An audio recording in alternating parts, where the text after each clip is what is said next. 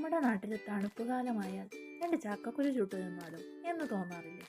അതുപോലെ അറബ് നാടുകളിൽ ഏറ്റവും കൂടുതൽ തണുപ്പ് അനുഭവപ്പെടുന്ന സമയത്ത് ചൈനയിൽ നിന്ന് വരുന്ന ഈ ചെസ്റ്റ്നട്ട് ഇതിവിടെ ചുട്ട് കഴിക്കും. നല്ല ടേസ്റ്റാണ് ഇതിന്.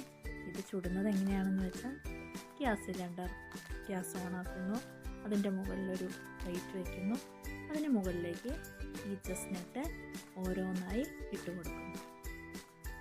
അത് തിരിച്ചും മറിച്ചുമിട്ട് അതാവുന്നത് വരെ വയ്ക്കുന്നു.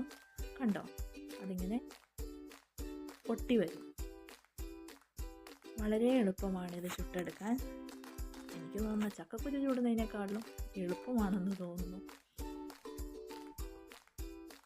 നല്ല എളുപ്പത്തിൽ ചൂടാറിക്കഴിഞ്ഞാൽ നല്ല എളുപ്പത്തിൽ ഇത് പൊളിച്ചെടുക്കാൻ സാധിക്കും. നല്ല ടേസ്റ്റാണ്.